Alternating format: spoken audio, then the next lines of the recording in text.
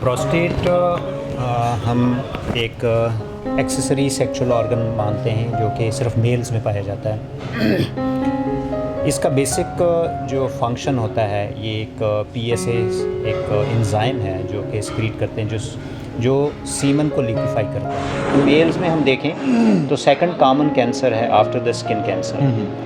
तो हमारे इंडिया के अंदर approximately 1 million cases of prostate cancer new cancer जो डायग्नोसिस हैं पर ईयर जी पर ईयर के हिसाब से। अब एक आम इंसान इसको समझना चाहेगा कि सिम्टम्स अलामत क्या कशिर पढ़िया तमाम रिप्रोडक्टिव एज में हम होते हैं तब तो ज़रूर हमारे लिए फ़ायदा करता है, लेकिन जैसे ही हम ओल्ड होते हैं तो बीमारी का बायस भी होता है। अच्छा, आपका कहना है डॉक्टर साहब कि टिल 50 जो ये प्रोस्टेट होता है इसका एक मेजर रोल होता है। किसी भी तरह का प्रोस्टेट कैंसर, कोलानिक कैंसर या फिर फीमेल जेंडर के अंदर किसी को भी ओवेरियन या टेस्टिकुलर कैंसर भी अगर मेल्स में पाया गया है, उन फैमिलीज़ में भी उनको अलर्ट होना चाहिए। बिस्मिल्लाहिर्रहमानिर्रहीम, अस्सलाम वालेकुम। दुनिया भर से देखने वाले सभी नाज़रीन को हमारा खुशामदीद है।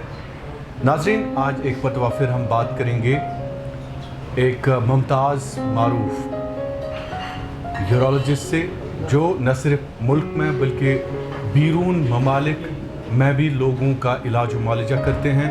एक बहुत बड़े सर्जन हैं और मैं बात कर रहा हूँ डॉक्टर शफीक अहमद साहब की, जो कश्मीरी हैं लेकिन इस वक्त मुल्क के कोने कोने में अपनी खिदमत अंजाम दे रहे हैं। एज़ BLK मैक्स में टॉप मोस्ट यूरोलॉजिस्ट होने के साथ साथ दुनिया भर के पेशेंट्स का इलाज करते हैं। बहुत बहुत शुक्रिया sir, thank you so much. Thank you very much. Doctor साहब, हमारी खुशकिस्मती है कि आज एक मरतबा फिर आप हमें मौका देते हैं कि हम अपने पेशेंट्स का सवाल, पेशेंट्स की जो मुश्किलात हैं आपसे पूछें। लास्ट टाइम भी हमने आपसे बहुत ज़्यादा फ़ोन पे भी बात हुई थी, लेकिन आपको टाइम बहुत ज़्यादा कम, आप एक मरतबा फिर आज कश्मीर आ गए और हमें मौका मिला आपसे बात करने का। डॉक्टर साहब, हमने लास्ट टाइम यूरोलॉजी के हवाले से बात की थी, किडनीज़ के हवाले से बात की थी, आज हम प्रोस्टेट के हवाले से बात करते हैं। ये दोस्तों, ये जो प्रोस्टेट की बात हम आज करेंगे, आखिरकार ये प्रोस्टेट होता क्या है, हम डॉक्टर साहब से पूछेंगे। तो इस सारी खतर मन कशिर पट कि प्रोस्टेट दोद क्या प्रोस्टेट कैंसर क्या या प्रोस्टेट ऐसी मुश्किलात सुप्रसोश आज डॉक्टर साहब, सबसे पहले सवाल यही है कि ये प्रोस्टेट हमें समझा दीजिए, ये प्रोस्टेट होता क्या है। शाहिद साहब, आपका सबसे पहले तो बहुत बहुत शुक्रिया, आपने ये मौका दिया है। प्रोस्टेट हम एक एक्सेसरी सेक्सुअल ऑर्गन मानते हैं जो कि सिर्फ मेल्स में पाया जाता है। इसका बेसिक जो फंक्शन होता है ये एक पीएसए एक एंजाइम है जो कि एक्सक्रीट करते हैं जो सीमन को लिक्विफाई करता है। जब हम यंग हैं एंड रिप्रोडक्टिव एज में हैं तो इसका डेफिनेटली बहुत ही इम्पॉर्टेंट फंक्शन है हमारी बॉडी के अंदर यंग एज में। बट जब हम ग्रो करते हैं, ओल्डर हो जाते हैं, 50 क्रॉस कर जाते हैं, तो प्रोस्टेट इस ग्लैंड के अंदर बहुत सारी चेंजेस आती हैं जो कि बीमारी का बायस बनती हैं। ऐसा नहीं है कि यंग लोगों में प्रोस्टेट का चलते हुए कोई प्रॉब्लम नहीं होती है, लेकिन जैसे ही हम ओल्ड हो जाते हैं तो सबसे कॉमन जो बीमारी प्रोस्टेट के चलती होती है वो है बिनाइन हाइपरप्लेसिया प्रोस्टेट, या जिसको हम सिंपल BPH बोलते हैं। बट अनफॉर्चुनेटली कुछ पेशेंट्स में यही प्रोस्टेट जो है एक कैंसर का बायस भी बनता है। एक स्टडी के मुताबिक अगर हम देखें तो प्रोस्टेट जो है वो second most common cancer males में होता है आफ्टर द स्किन कैंसर। अच्छा, सो इसका प्रेवलेंस जो है हालांकि बहुत ज़्यादा नहीं है, लेकिन मानना है कि कॉमन कैंसर अमंग मेल्स। जी, अगर मेल्स में हम देखें तो सेकंड कॉमन कैंसर है आफ्टर द स्किन कैंसर। तो हमारे इंडिया के अंदर approximately 1 million cases of prostate cancer new cancer जो डायग्नोसिस हैं पर ईयर जी पर ईयर के हिसाब से। So it's not very uncommon, it is very common. लेकिन अगर हम ओवरऑल प्रोस्टेट की बात करें तो जो कॉमन डिजीज़ है वो BPH है, ना कि कैंसर। तो कैंसर इसलिए ज़्यादा डिस्कशन में आता है क्योंकि यही एक ऐसी बीमारी है जो मेल्स में अगर हम एक सिंपल हेल्थ चेकअप करेंगे तो शायद हम इसको बहुत अर्ली स्टेज पे पकड़ सकते हैं, डिटेक्ट कर सकते हैं। जी, डिटेक्ट कर सकते हैं। तो prostate of course it's a one organ जो कि सिर्फ मेल्स में ही पाया जाता है। और इससे जब रिप्रोडक्टिव एज में हम होते हैं तब तो ज़रूर हमारे लिए फ़ायदा करता है, लेकिन जैसे ही हम ओल्ड होते हैं तो बीमारी का बायस भी होता है। अच्छा, आपका कहना है डॉक्टर साहब कि टिल 50s जो ये प्रोस्टेट होता है इसका एक मेजर रोल होता है। जी। तो 50s के बाद अगर प्रोस्टेट कई एक लोग रिमूव भी करवाते हैं, कई एक, और ये जो रिस्क फैक्टर्स होते हैं क्या क्या होते हैं डॉक्टर साहब? देखिए, प्रोस्टेट कैंसर जैसे मैंने कहा कि BPH के मुकाबले में बहुत अनकॉमन है, लेकिन अगर हम रिस्क फैक्टर देखें तो सबसे बड़ा रिस्क फैक्टर हमारे लिए इसमें नंबर 1 पे आता है एज, क्योंकि ये बीमारी ऐसी है जो कि ओल्ड एज में पाई जाती है।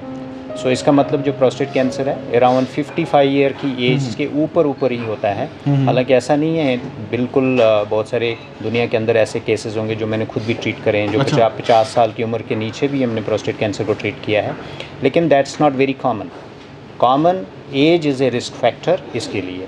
नंबर 2 में आता है कि अगर किसी की फैमिली में जी किसी भी तरह का प्रोस्टेट कैंसर, कोलानिक कैंसर या फिर फीमेल जेंडर के अंदर किसी को भी ओवेरियन या टेस्टिकुलर कैंसर भी अगर मेल्स में पाया गया है, उन फैमिलीज़ में भी उनको अलर्ट होना चाहिए कि उनके सारे जो मेल्स हैं, सपोज़ किसी के दादा को प्रोस्टेट कैंसर था या किसी के ब्रदर को है, किसी के फादर को है, तो उनकी जो भी आने वाली जो नस्ल है, जो ट्री है उनको बिल्कुल उनको डेफिनेटली अपने आप को अलर्ट रहना चाहिए और टाइम टू टाइम जो है अपना चेकअप ज़रूर करना चाहिए।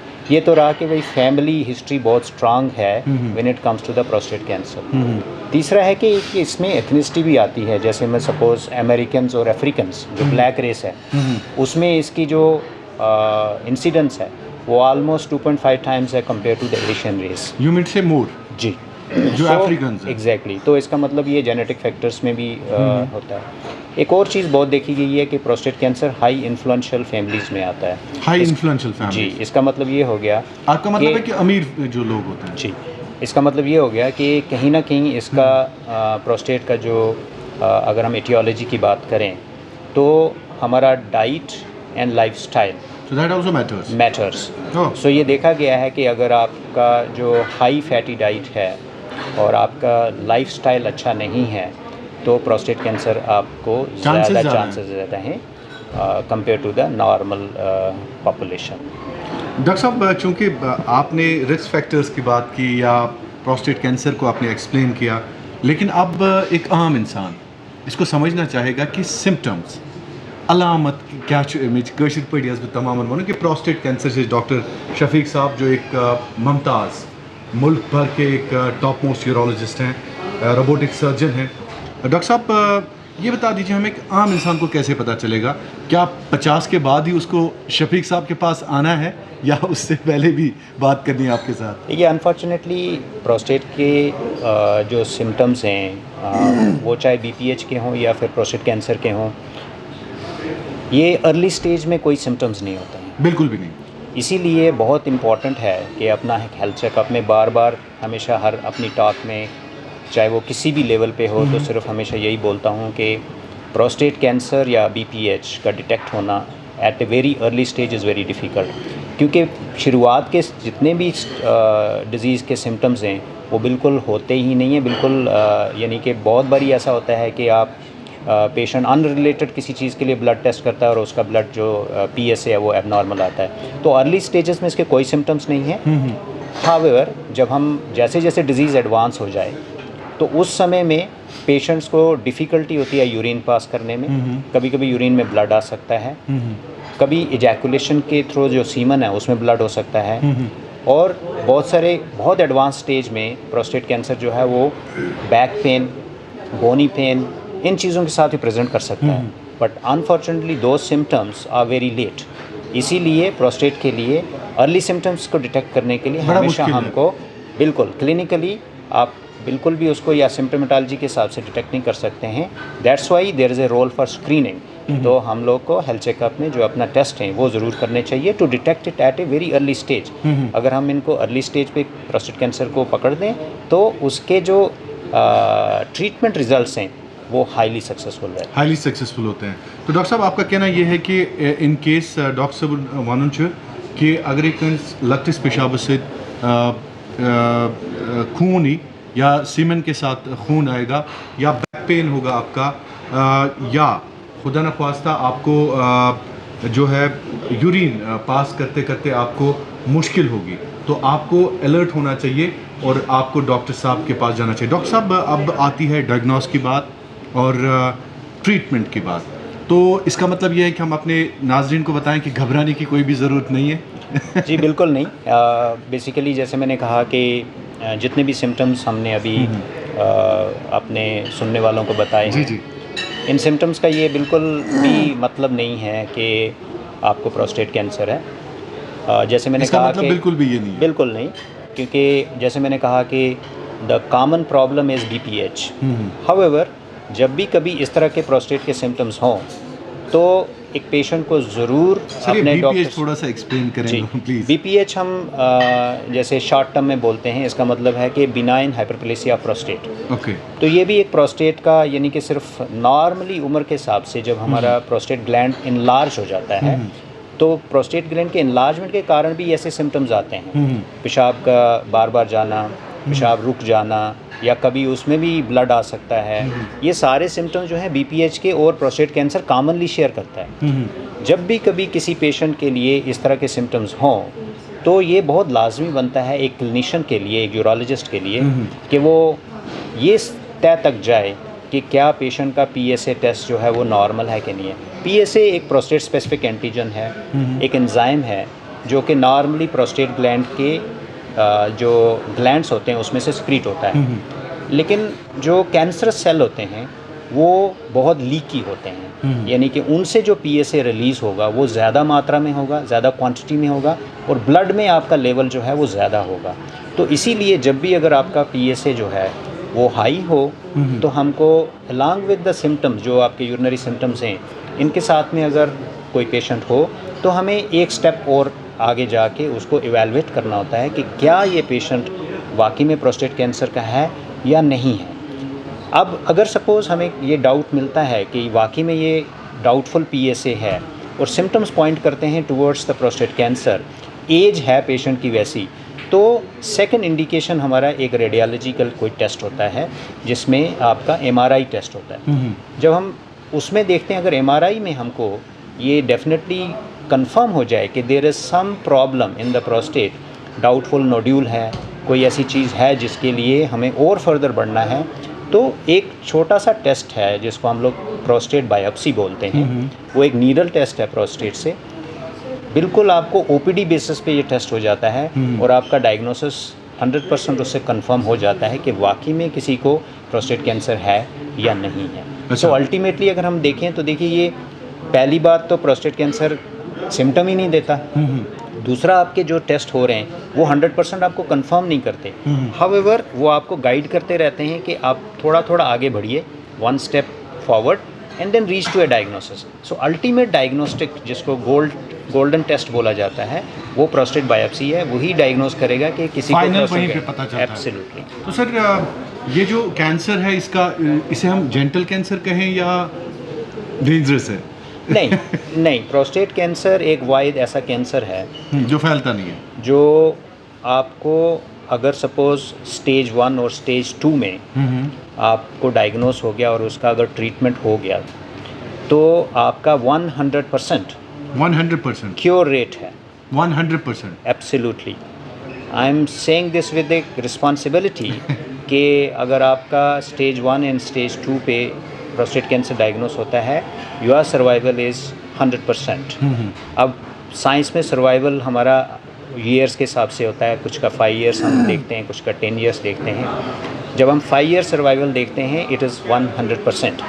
हाउएवर, जब भी डिजीज़ स्टेज 3 या स्टेज 4 पे चली जाती है, ये सर्वाइवल ड्रॉप हो जाता है। इसीलिए इट्स वेरी इम्पॉर्टेंट कि ये प्रॉब्लम को अर्ली स्टेज में पकड़ा जाए और उसको डायग्नोस करके तो ट्रीट डॉक्टर किया साहब, जाए। आपकी एडवाइस जो है वो यही है तमाम लोगों से कि आप जो है, अगर आपको कोई भी सिम्टम या कोई भी इस रिलेटेड इशू आता है तो अर्ली स्टेज ही डॉक्टर साहब को आप कंसल्ट करें। एब्सोल्युटली करेक्ट जी। मुझे लगता है कि शायद हमारी टॉक का सही जो पर्पज़ सॉल्व तभी होगा जब जितने भी सुनने वाले हमारे हैं थ्रू आउट द वर्ल्ड, अगर वो सिर्फ इस चीज़ को फॉलो कर लें कि अगर उनका एज 50 के ऊपर है और मेल जेंडर है और कोई भी रिस्क फैक्टर है, तो आप अपना, या कोई सिम्टम्स है यूरिन का, तो अपना ज़रूर एक PSA टेस्ट करवाइए, क्योंकि ये ऐसी बीमारी है जो कि 100% क्योरेबल है। अगर आप इसको पकड़ लेंगे तो आप क्योर कर सकते हैं। आपने कहा PSA एक आम इंसान भी करवा सकता है, कोई भी? देखिए, PSA एक मार्कर है, जैसे हमने कहा कि हम PSA टेस्ट से किसी भी, जब भी हम कोई टेस्ट करते हैं तो उस टेस्ट करने का एक पर्पज़ होता है हमारा उसके बैकग्राउंड में। तो पर्पज़ हमारा इस PSA करने का सिर्फ यही है कि हम वो पेशेंट्स को डिटेक्ट कर पाएँ प्रोस्टेट कैंसर, जो कि हमें कभी भी पता नहीं चलेगा, क्योंकि इस बीमारी के जो सिम्टम्स हैं वो अर्ली स्टेजेस में नहीं आते। तो ये जो PSA है, ये सिर्फ़ और सिर्फ हमको आफ्टर द एज ऑफ 50 ही करना चाहिए। ये ना कि कल को अगर सपोज़ कोई 40 ईयर ओल्ड है वो PSA अपना करवाएगा, उसका कोई मतलब नहीं है। हाउएवर, अगर किसी का फैमिली हिस्ट्री है कि किसी की फैमिली में कोई प्रोस्टेट कैंसर का पेशेंट था, और there is some family history of colonic cancer, there is some history of testicular cancer, तो उन लोगों को भी ये चाहिए कि वो अपना PSA from the age of 45, तो उनके लिए 5 साल अर्ली पहले ही करना चाहिए to detect any patient who is suffering silently from the prostate cancer. Doctor साहब, सर्जरी की जब हम बात करते हैं तो सर्जरी के बाद, तो आपका मानना है कि प्रोस्टेट अगर इस हवाले से कोई इशू है किसी को दरपेश, तो उनको सर्जरी करनी ज़रूरी है? इसमें सर्जरी नहीं, बिल्कुल। देखिए क्या है, जैसे मैंने कहा कि अगर मेल बॉडी में कहीं पे एक कोई प्रोस्टेट एक कैंसर जो है, जो आप बोलोगे कि कैंसर नाम सुन के डरना नहीं है, वो प्रोस्टेट कैंसर है। इसीलिए प्रोस्टेट, रिपीट आप कीजिए सर, अगर डरना नहीं है जी, तो वो प्रोस्टेट। देखिए, नॉर्मली अगर किसी को गॉड फॉरवर्ड कैंसर नाम से डर लगता है, फैमिली का, किसी भी इंसान का पूरा जो एक डर का माहौल इस नाम से ही आ जाता है। बिल्कुल। प्रोस्टेट कैंसर के लिए मैं फिर दोहराता हूँ कि अगर किसी को प्रोस्टेट कैंसर डिटेक्ट होता है and it is at a very early stage, तो डरने की बिल्कुल ज़रूरत नहीं। बिल्कुल भी नहीं। क्यों? क्योंकि ये इतना स्लो ग्रोइंग है कि आपको मैनी ईयर्स तक ये कभी भी कोई प्रॉब्लम नहीं करेगा। इसीलिए जब भी हम प्रोस्टेट कैंसर को डिटेक्ट करते हैं तो हम पेशेंट्स को कैटेगराइज करते हैं into low risk, moderate risk and high risk. जो लो रिस्क में आते हैं, कुछ क्राइटेरियाज हैं हमारे, उन पेशेंट्स को मेजॉरिटी ऑफ द टाइम हम ये ऑप्शन देते हैं एक्टिव सर्वेलेंस, यानी कि हम अभी आपको कोई ट्रीटमेंट नहीं कर रहे, आपको हम ऑब्जर्व करेंगे, देखेंगे कि क्या ये बीमारी आपकी आगे बढ़ रही है, क्या रैपिडली बढ़ रही है या स्लोली बढ़ रही है। अगर वो रैपिडली बढ़ रही है तो हम इन पेशेंट्स को मॉडरेट रिस्क कैटेगरी में डाल के अकॉर्डिंगली हम उसका ट्रीटमेंट जो है शुरू करते हैं। मोस्ट ऑफ द टाइम जो यंग लोग हैं, जो 50s में हैं या 55 में हैं, ओबियसली उनका एक लाइफ है जो कि सेक्सुअली एक्टिव लाइफ है, और वो इस समय में अगर उनको एक्टिव सर्वेलेंस का भी एक ऑप्शन मिलता है कि आपको ट्रीटमेंट ना करके सिर्फ हम ऑब्जर्व करेंगे, this is also something which is being practised now. इसीलिए मैंने कहा कि जब प्रोस्टेट कैंसर डिटेक्ट होता है, it does not mean that everybody needs a surgery. However, ये वही लकी लोग होंगे जो अपना टाइम से PSA कर रहे होंगे। अब एशियन कंट्रीज़ के अंदर कोई हेल्थ चेकअप का कॉन्सेप्ट नहीं है। एशियन कंट्री के अंदर स्क्रीनिंग का किसी भी बीमारी का कोई कॉन्सेप्ट नहीं है। तो हमारे यहाँ, मैं आपको ये भी बता दूँ कि जितने भी, अगर आज की डेट में पिछले 1 साल में मैंने 50 पेशेंट को प्रोस्टेट कैंसर डिटेक्ट किया, तो सब के सब जो थे वो स्टेज 2 और स्टेज 3 में थे। अच्छा। अब इससे साफ ज़ाहिर होता है कि अगर उन्हीं पेशेंट्स का हमने PSA 5 साल पहले शुरू किया होता या 10 साल पहले शुरू किया होता, सर्जरी की ज़रूरत नहीं, शायद सर्जरी की भी ज़रूरत नहीं होती, और अगर होती भी तो एक वेल कंट्रोल कंडीशन में होती। जब डॉक्टर को पता है कि आज इसको मुझे सर्जरी के लिए एडवाइस करना after 5 years, he would have advised him, he would have cured also, he would must have enjoyed his life before as well. So इसीलिए ये इम्पोर्टेंट है कि ये कहना मेरा कि ये बहुत ही माइल्ड कैंसर है, it is true to some extent, but at the same time हमने उसको माइल्ड बनाना है। बिल्कुल। तो डॉक्टर साहब, लास्ट पे जो हमारे नाज़रीन हैं थोड़ा सा उनके लिए क्या पैगाम रहेगा आपकी जानिब से? प्रोस्टेट हमने डिस्कस किया और आपने ये भी कहा कि घबराने की ज़रूरत नहीं है, डरने की ज़रूरत नहीं है। प्रोस्टेट रिलेटेड अगर कोई भी इशू किसी को भी है तो डॉक्टर शफीक साहब हमारे कश्मीरी हैं और मायनाज काबिल तरीन डॉक्टर हैं, दिल्ली में अपनी खिदमत अंजाम दे रहे हैं। और डॉक्टर साहब लास्ट पे क्या पैगाम रहेगा हमारे नाज़रीन के लिए? मैं थोड़ा सा इसको ऐड करना चाहूँगा शाहिद साहब जी जी प्लीज़। कि जैसे हमने डिस्कस किया कि हमारा प्रोस्टेट कैंसर जब डायग्नोस होता है तो हमने एक एक्टिव सर्वेलेंस के बारे में बात करी, और जो मॉडरेट रिस्क वाले पेशेंट्स हैं उनके लिए ट्रीटमेंट ऑप्शंस ऑफ कोर्स हम based on the patient condition robotic surgery उनके लिए एक ऑप्शन है। अगर पेशेंट एक सर्जिकल कैंडिडेट नहीं है तो रेडिएशन थेरेपी एक उनके लिए ऑप्शंस हैं। अब बहुत बारी मैंने अपने ओपीडी में या फिर जब भी कोई पेशेंट हमारे पास आता है और प्रोस्टेट कैंसर डिटेक्टेड है तो सबके मन में एक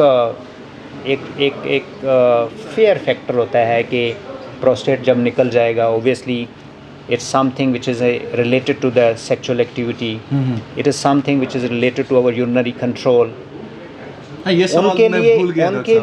उनके लिए ये प्रोस्टेट निकालना कोई बहुत बड़ी बात नहीं है, लेकिन जब वो ये सुनते हैं कि प्रोस्टेट निकालने के बाद में यूरिन का कंट्रोल जो है उससे उनको जूझना पड़ेगा कुछ टाइम के लिए, या फिर कुछ लोग जो सेक्सुअली एक्टिव हैं 55 हैं 65 हैं उनके लिए जो सेक्सुअल एक्टिविटी है वो कब उनकी वापस आ सकती है, ये कुछ सवाल हर पेशेंट के मन में चलते हैं। अच्छा, और पूछ भी लेते होंगे? जी एग्जैक्टली। सो ये किसी भी पेशेंट को जो प्रोस्टेट सर्जरी से पहले जब भी इस तरह की डिस्कशन पर्टिकुलरली मेरे ओपीडी में होती है तो ये सब फैक्टर को डिस्कस किया जाता है। मैं हमेशा उनको ये चीज़ ऑब्वियसली एज ए डॉक्टर मुझे उनको इस चीज़ के लिए काउंसल करना है, कन्विंस करना है कि हमारा सबसे बड़ा एम जो इस वक्त ये है कि जो डिज़ीज़ है उसको क्योर किया जाए, और वो सबसे बेस्ट कंट्रोल होता है प्रोस्टेट के रिलेटेड जो सिर्फ़ और सिर्फ रोबोट से, क्योंकि रोबोट एक ऐसा हाईली एक्यूरेट सर्जरी है और इतनी प्रिसाइज है कि अगर पेशेंट का स्टेज 1 और स्टेज 2 डिज़ीज़ हो तो हम जो इरेक्शन की नर्व्स हैं उनको प्रिजर्व कर सकते हैं। इन नर्व को प्रिजर्व करने से आपका जो कॉन्टिनेंस है यानी कि यूरिन का कॉन्टिनेंस है वो काफ़ी बेहतर होता है। अगर आप ओपन सर्जरी वर्सेस रोबोट को कंपेयर करेंगे तो हमने ये देखा है कि ओपन सर्जरी में ऑलमोस्ट और रोबोटिक सर्जरी में ऑलमोस्ट 3 times मोर कॉन्टिनेंस होती है और उतना ही जल्दी रिटर्न होती है। नॉर्मली लोगों का जो हमेशा जो भी अगर कोई सुन रहे हैं और उनका यही फ़िक्र होती है कि भाई कितने महीने लगेंगे, कि हमको डायपर पहनना पड़ेगा या ऐसा कुछ होगा। तो रोबोट सर्जरी के आने के बाद majority of the patients like more than 90% 6 हफ्ते या 8 हफ्ते में वो बिल्कुल ड्राई होते हैं। अच्छा। कोई डायपर पहनने की ज़रूरत नहीं होती है। तीसरा जो फैक्टर है वो सेक्सुअल फंक्शन का रिटर्न होना, वो इवन विद द रोबोट, आप ओपन सर्जरी की तो बात ही छोड़ दीजिए, even with the robot it takes around 12 months to have their function, sexual function, return of the sexual function. ये भी डिपेंड करता है कि क्या इस पेशेंट का हमने जो ट्रीटमेंट किया है वो स्टेज 1 पे किया है या 2 पे किया है। स्टेज 3 यानी कि आपका लोकली एडवांस डिजीज़ में हमारा सबसे टॉप प्रायोरिटी जो होती है वो डिज़ीज़ को कंट्रोल करना है। उस वक्त यूरिनरी इनकॉन्टिनेंस या फिर आपका sexual function is not the priority. उस वक्त आपका ट्यूमर कंट्रोल होता है। ये सारी जो नसें हैं जो कंट्रोल करती हैं इन सब को निकाल के कैंसर को नंबर 1 प्रायोरिटी देके कंट्रोल किया जाता है। So that's where again it comes.